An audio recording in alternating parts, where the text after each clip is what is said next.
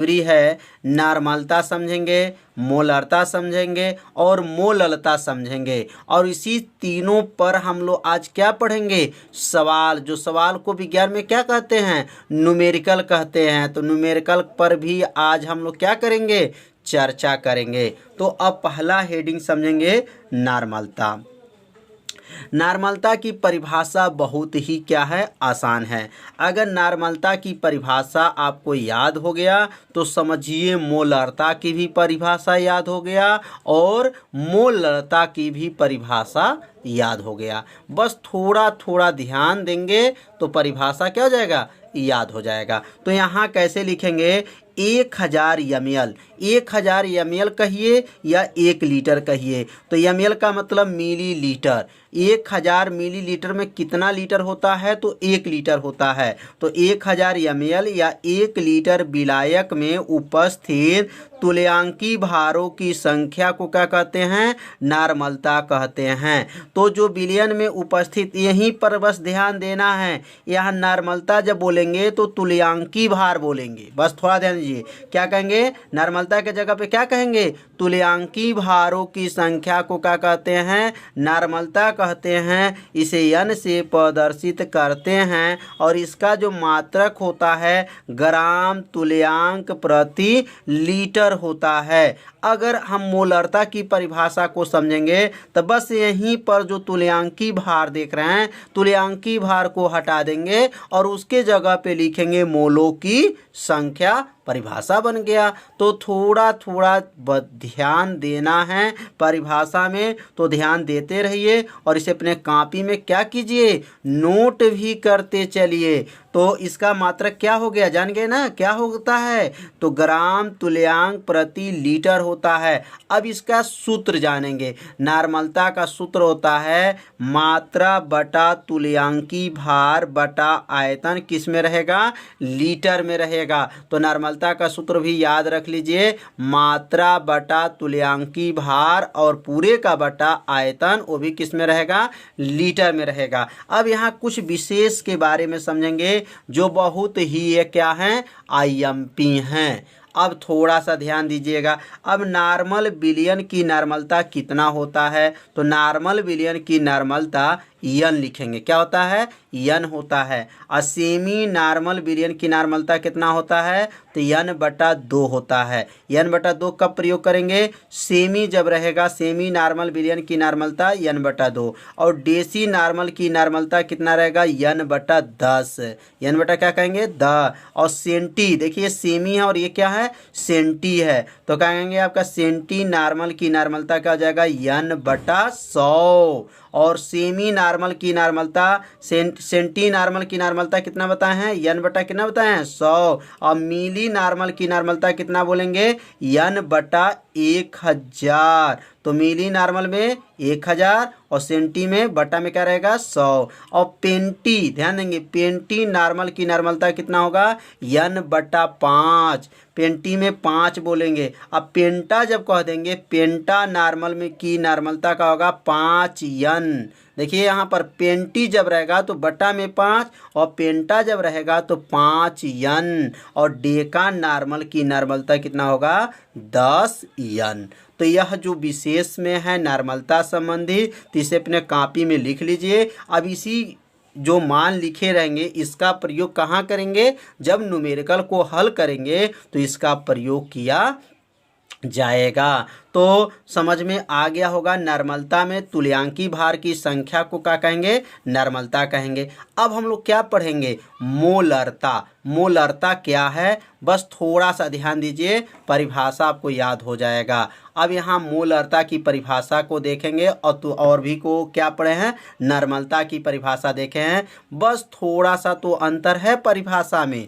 अब यहाँ क्या लिखेंगे, 1000 ml। इसके पहले भी हम लोग क्या पढ़े थे, 1000 ml, उसमें भी था और इसमें भी 1000 ml या 1 लीटर बिलियन में, ध्यान दीजिए किसमें, बिलियन में उपस्थित मोलों की संख्या को क्या कहते हैं, मोलरता कहते हैं। इसे m से क्या करेंगे, प्रदर्शित करते हैं। इसका मात्रक मोल प्रति लीटर या ग्राम अणु प्रति लीटर होता है। और उसमें क्या था, ग्राम या तुल्यांक तुल्यांक था, अब क्या कहेंगे ग्राम अणु प्रति लीटर होता है। तो इतना आसान परिभाषा है कि 1000 ml या 1 लीटर बिलियन में उपस्थित किसकी संख्या, मोलों की संख्या को मोलरता कहते हैं। इसे यम से प्रदर्शित करते हैं और इसका जो मात्रक होता है क्या होता है, इसका 2 मात्रक लिखा गया है। पहला मात्रक है मोल प्रति लीटर कहिए या ग्राम अणु प्रति लीटर होता है। अब इसका सूत्र क्या होता है, तो मोलरता का सूत्र होता है मात्रा बटा अणुभार। इसके पहले यहाँ था तुल्यांकी भार, अब क्या कहेंगे मात्रा बटा अणुभार बटा क्या हो जाएगा आयतन, किसमें, लीटर में। तो मात्रा बटा अणुभार बटा क्या कहेंगे आयतन लीटर में। इस सूत्र को नोट कर लीजिए क्योंकि इसी भाग में आज इसी सूत्र पर न्यूमेरिकल को हल किया जाएगा। तो सूत्र भी आप लोग याद करते चलिए। अगर कॉपी में नोट किए रहेंगे तो आपको सूत्र को भी देख लेंगे कि हमारा मोलरता का सूत्र क्या है, नॉर्मलता का सूत्र क्या है। अब यहाँ इसमें भी कुछ विशेष याद रख लीजिए। तो विशेष में इसमें क्या बोलेंगे, अब यहाँ पे लिखेंगे मोलर की मोलरता, उसके पहले क्या था नॉर्मल की नॉर्मलता। अब इसमें लिखेंगे मोलर की मोलरता क्या होगा, यम होगा। उसके पहले अब दूसरा जानेंगे सेमी मोलर की मोलरता। तो सेमी मोलर की मोलरता कितना होगा, तो यम बटा 2। और डेसी मोलर की मोलरता तो कितना हो जाएगा यम बटा 10। और सेंटी मोलर की मोलरता तो यम बटा 100। और मिली मोलर की मोलरता तो कितना हो जाएगा यम बटा 1000। और पेंटी मोलर की मोलरता तो यम बटा क्या हो जाएगा 5। पेंटी है तो क्या बोलते हैं 5। और पेंटा देखेंगे ध्यान से, पेंटा मोलर की मोलरता, यह पेंटी है और यह क्या है पेंटा है। तो पेंटा मोलर की मोलरता कितना हो जाएगा 5 यम हो जाएगा। और लास्ट जो है डेका मोलर की मोलरता बराबर कितना हो जाएगा 10 यम। तो समझ में आ गया होगा। इसे विशेष में इसको याद रखिए क्योंकि जब न्यूमेरिकल को हल किया जाएगा तो इसका प्रयोग किया जाएगा। तो अब हम लोग पढ़ेंगे मोललता क्या है। अब मोललता की परिभाषा समझेंगे तो यहाँ लिखेंगे बिलियन की मोललता, ध्यान दीजिएगा ललता है मोललता। तो यहाँ पे पहले क्या था 1000 ml था, अब हम लोग क्या बोलेंगे इसमें 1000 ग्राम। और 1000 ग्राम को क्या कहते हैं 1 kg 1 किलोग्राम कहा जाता है। इसके पहले हम लोग पढ़े हैं यहाँ पर 1000 ml था, अब यहाँ पे ml के जगह पे क्या बोलेंगे ग्राम या 1 kg विलायक में उपस्थित मोलों की संख्या को मोललता कहते हैं। कितना आसान है, 1000 ग्राम कहिए या 1 kg विलायक में उपस्थित मोलों की संख्या को मोललता कहते हैं। इसे स्मॉल यम याद रखेंगे, किसे स्मॉल यम से प्रदर्शित करते हैं और इसका मात्रक ग्राम अणु प्रति केजी होता है। इसका मात्रक क्या होता है तो ग्राम अणु प्रति केजी होता है। अब यहाँ मोललता का सूत्र क्या होता है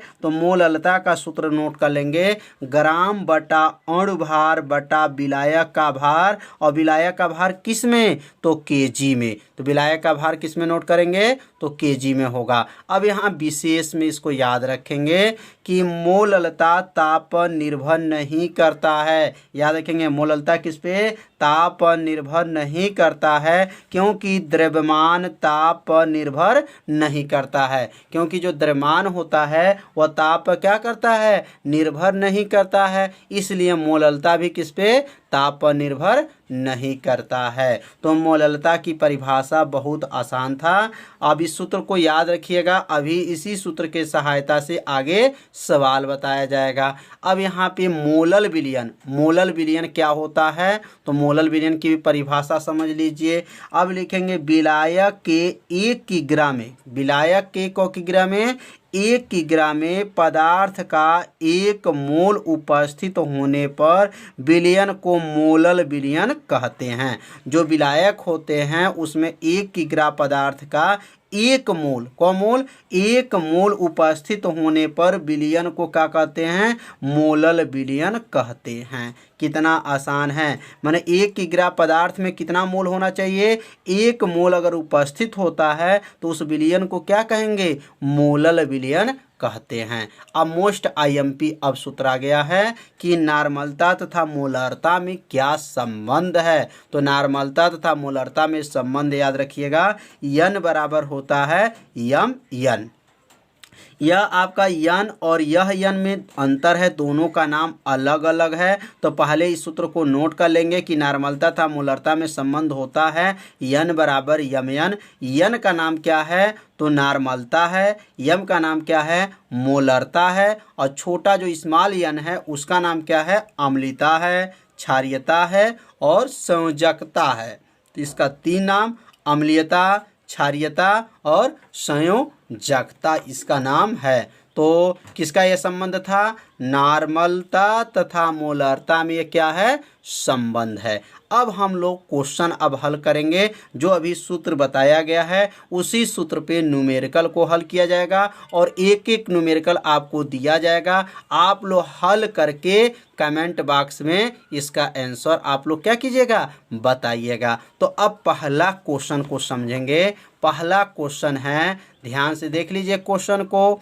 अब इस क्वेश्चन को आप लोग नोट भी कर लीजिए और यहाँ तो क्वेश्चन को एक एक लाइन आपको समझाएंगे। जहाँ भी अगर दिक्कत होगा वहाँ पे क्या कीजिएगा, तुरंत कमेंट कीजिएगा। तो क्वेश्चन है, 4 ग्राम सोडियम हाइड्रोक्साइड को जल में घोलकर विलयन का कुल आयतन 250 ml कर दिया गया। तो 4 ग्राम जो है सोडियम हाइड्रोक्साइड, तो सोडियम हाइड्रोक्साइड का सूत्र होता है NaOH होता है, और जल में घोलकर विलयन का कुल आयतन कितना है, 250 ml कर दिया गया। तो विलयन की नार्मलता ज्ञात कीजिए। तो नार्मलता कैसे ज्ञात करेंगे, तो सबसे पहले यहाँ लिखेंगे हल, और हल में यहाँ लिखेंगे मात्रा। क्या लिखेंगे, मात्रा। तो मात्रा इसमें कितना है, तो यहाँ नोट कर लेंगे, मात्रा जो है क ग्राम है, तो 4 ग्राम है। तो मात्रा बराबर लिखेंगे 4 ग्राम। अब ये मात्रा तो 4 ग्राम हो गया। उसके बाद से यहाँ लिखेंगे NaOH, NaOH का यहाँ लिखेंगे तुल्यांकी भार, यहाँ लिख देंगे तुल्यांकी भार। तो तुल्यांकी भार कैसे निकाला जाता है, अब एक एक लाइन को समझिए और तुल्यांकी भार को यहाँ पर निकालना सीखिए। तो Na का नाम है सोडियम, और सोडियम का परमाणु भार जो होता है वह 23 होता है। कितना होता है, 23 होता है प्लस। और O का कितना होता है, तो 16 होता है। और H का कितना होता है, तो H का जो होता है 1 होता है। अब ये 23, 16 और 1 जोड़ लेंगे तो कितना हो जाएगा, तो यह 40 हो जाएगा। कितना हो गया, 40। तो NaOH का तुल्यांकी भार कितना हो गया, 40 हो गया। अब यहाँ पे आयतन लिखेंगे। क्या लिखेंगे, आयतन। तो यहाँ आयतन कितना है, तो यहाँ नोट करेंगे आयतन जो है 250 ml है, 250 ml मिली लीटर है। अब यहाँ 250 जब मिलीलीटर है तो इसको लीटर में बदलेंगे। तो लीटर में कैसे बदलाता है, अब यहाँ लिखेंगे 250, अब भाग कर देंगे। किससे भाग करेंगे, 1000 से भाग करेंगे तो क्या बन जाएगा, लीटर बन जाएगा। क्या बन जाएगा, लीटर। याद रखिएगा, जब ml से जब लीटर में बदलेंगे तो किससे भाग करते हैं, 1000 से भाग कर लेंगे। 0 से 0 खत्म, 25 से कन्नम 25, अब 25 चौको 100 कट गया। कटने के बाद कितना आएगा, तो यहाँ नीचे नोट करेंगे आयतन जो आ गया 1/4 लीटर आ गया। तो इसका मतलब पहले हम लोग क्या नोट किए, मात्रा, उसके बाद से तुल्यांकी भार और आयतन। और आयतन नोट करने के बाद से अब यहाँ पे सूत्र लिखेंगे नार्मलता का। अब यहाँ नार्मलता का सूत्र लिखने के बाद से तब उसके बाद से इसका मान इसमें क्या कर लेंगे, भर देंगे। तो यहाँ लिखेंगे नार्मलता। तो नार्मलता का सूत्र अभ्यास में आज ही बताया गया है कि नार्मलता का सूत्र होता है मात्रा क्या होता है, मात्रा बटा तुल्यांकी भार, तुल्यांकी भार बटा, पूरे का बटा है, पूरे का बटा क्या है सूत्र में, आयतन, आयतन किसमें, लीटर में, यह सूत्र होता है। तो ध्यान दीजिए सूत्र को, क्या है, मात्रा बटा तुल्यांकी भार बटा आयतन किसमें, लीटर में। अब यहाँ मान को क्रमशः एक एक लाइन भरेंगे। अब यहाँ पे बराबर पहले कर लेंगे, बराबर करने के बाद से मात्रा, तो मात्रा कितना है, तो 4 है, मात्रा कितना है 4 बटा तुल्यांकी भार, तुल्यांकी भार कितना है, तो तुल्यांकी भार 40 है, तुल्यांकी भार 40 पूरे का बटा, और आयतन, आयतन कितना है, तो 1/4 है, आयतन कितना है, तो 1/4 है।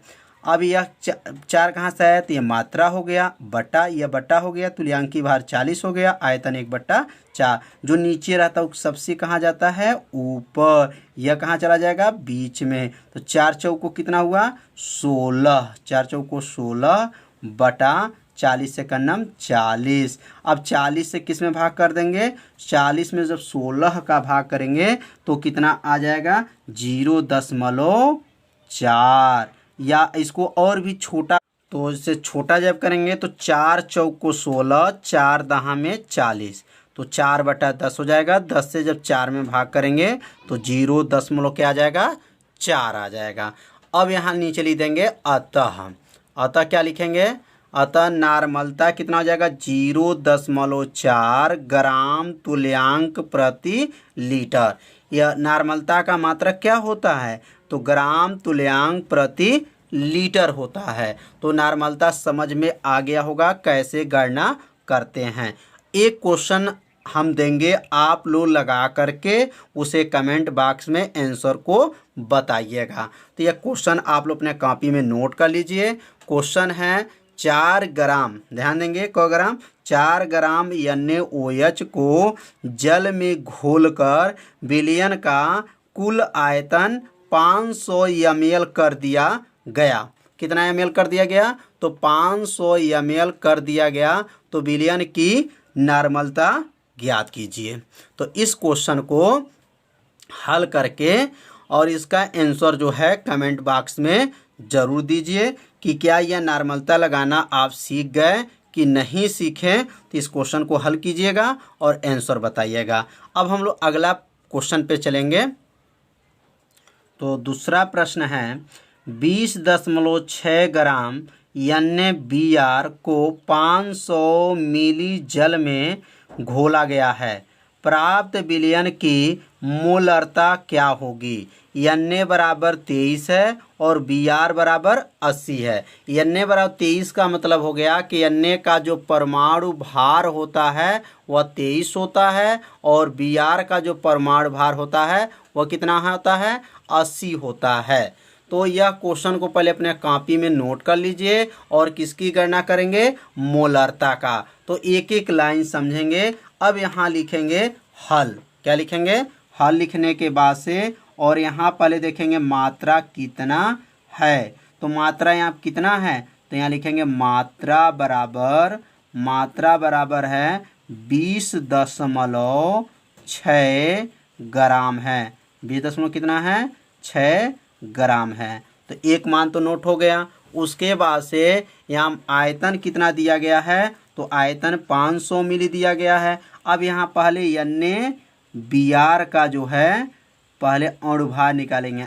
NaBr का जो है का अणुभार, तो अणुभार कैसे ज्ञात करते हैं, तो सबसे पहले लिखेंगे Na का जो है परमाणु भार कितना होता है, तो 23 होता है, प्लस हो गया, और Br का कितना होता है, तो 80 होता है। 80 में जब 23 जोड़ लेंगे तो कितना होगा, 103 हो जाएगा। उसके बाद से यहाँ लिखेंगे आयतन, क्या लिखेंगे, आयतन, आयतन कितना है, तो आयतन जो है 500 ml है, तो 500 यहाँ लिख देंगे ml है। अब यहाँ पर 500 बटा 1000 से क्या कर देंगे, भाग कर देंगे। जब 1000 से जब भाग कर देंगे तो किस में आ जाएगा, लीटर में आ जाएगा।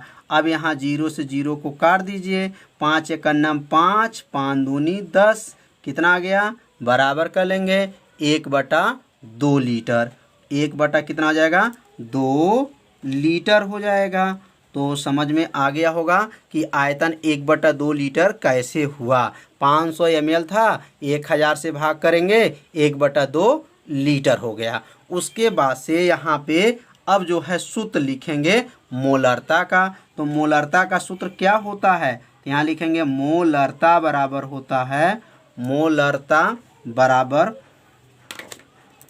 मोलरता बराबर सूत्र को अभ्यास में बताया गया है। तो मोलरता का सूत्र क्या बताया गया है, मात्रा बटा अणुभार। क्या है, मात्रा बटा जो है अणुभार होता है, और पूरे का बटा होता है, पूरे का बटा, और यहाँ क्या लिखेंगे, आयतन लीटर में, आयतन किस में लिखेंगे, लीटर में। यह सूत्र होता है। अब इसी में मान को क्या भरेंगे, ऊपर जो मान निकला हुआ है ये मान को इसमें क्या करेंगे, भर देंगे। तो यहाँ पे पहले देखेंगे पहला मान क्या है, तो मात्रा का है, और मात्रा इसमें कितना दिया गया है, तो मात्रा जो है 20.6 दिया गया है। तो मात्रा के जगह पे क्या लिख देंगे, 20.6, 20 क्या हो गया 6 बटा, ये बटा है अणुभार। अणुभार कितना है, तो अणुभार जो है 103 है। तो यहाँ अणुभार के सामने क्या लिखेंगे, 103 पूरे का बटा आयतन कितना है, तो 1/2 है। आयतन की जब 1/2 रख देंगे। अब उसके बाद से यह मान जब भर लेंगे तो मान को भरने के बाद से यह 2 को कहाँ भेज देंगे, सबसे ऊपर चला जाएगा, और यह 1 जो है यहाँ पे चला जाएगा। अब जब 2 में इसमें गुणा करेंगे 20.6 में किससे गुणा करेंगे, 2 से गुणा करेंगे, तो 2 छके 12 को 2, फिर दशमलव लगाएंगे, फिर लिखेंगे 2 शून्य 0, और हासिल में लेके कितना हो गया 1, और 2 दूना 4, तो 41.2 बटा यहाँ क्या हो जाएगा 103। अब 41.2 में 103 से जब भाग कर देंगे तो कितना आ जाएगा, 0.4। कितना आएगा, 0.4 आ जाएगा। अब यहाँ नीचे लिख देंगे अतः लिखेंगे, अतः मोलरता बराबर कितना आ गया, तो मोलरता बराबर हो जाएगा, मोलरता बराबर कितना आया है 0.4। मात्रक क्या होता है इसका मात्रक बताया गया है ग्राम अणु प्रति लीटर। इसका मात्रक क्या हो जाएगा, ग्राम अणु प्रति लीटर हो जाएगा, या मोल प्रति लीटर भी हो जाएगा। तो यह क्वेश्चन समझ में आ गया होगा कि मोलरता कैसे गणना किया गया। अब एक क्वेश्चन इसमें भी दिया जा रहा है, आप इसको सॉल्व करके बताइएगा इसका आंसर क्या आएगा। तो क्वेश्चन को ध्यान से पढ़ेंगे और अच्छे से इसको क्या कर लीजिए, नोट कर लीजिए। तो क्वेश्चन नोट कर लीजिए, 5.3 ग्राम Na2CO3 सोडियम कार्बोनेट 500 ml जल में घुला है, इसकी मोलरता ज्ञात कीजिए। तो मोलरता ज्ञात करना है, इसे अपने कॉपी में लगा करके आंसर को कमेंट बॉक्स में ज़रूर भेजिए। और यहाँ पे इसका परमाणु भार क्या है, सोडियम का क्या होता है, तो 23 होता है, और कार्बन का 12, और ऑक्सीजन का क्या होता है 16 होता है। तो मोलरता कैसे निकाला जाता है इसे हल कीजिए, और इसका आंसर को कहाँ भेजिए, कमेंट बॉक्स में टाइप करके हमारे पास भेजिए। तो हम समझेंगे कि आप लोग मोलरता लगाना सीख गए। अब हम लोग सीखेंगे अगला प्रश्न मोलरता पर। तो क्वेश्चन है, एक लवण का अणुभार 30 है, लवण की 3 ग्राम मात्रा 250 ग्राम जल में विलीन की गई है, विलयन की मोलरता ज्ञात कीजिए। तो अब यहाँ पे जो है मोललता की गणना करना है। तो सबसे पहले यहाँ क्या लिखेंगे, हल लिखेंगे, और हल लिखने के बाद से यहाँ लिखेंगे कि अणुभार कितना दिया गया है क्वेश्चन में। तो अणुभार जो है इसमें 30 दिया गया है। क्वेश्चन में कितना अणुभार है, तो 30 है। तो यहाँ लिख लेंगे अणुभार बराबर कर लेंगे 30। एक मान जो है मालूम हो गया। अब मात्रा जो कितना है, तो मात्रा 3 ग्राम है। तो यहाँ लिखेंगे मात्रा बराबर करेंगे और यहाँ लिखेंगे 3 ग्राम। मात्रा कितना हो गया, तो 3 ग्राम। और आयतन कितना दिया गया है, तो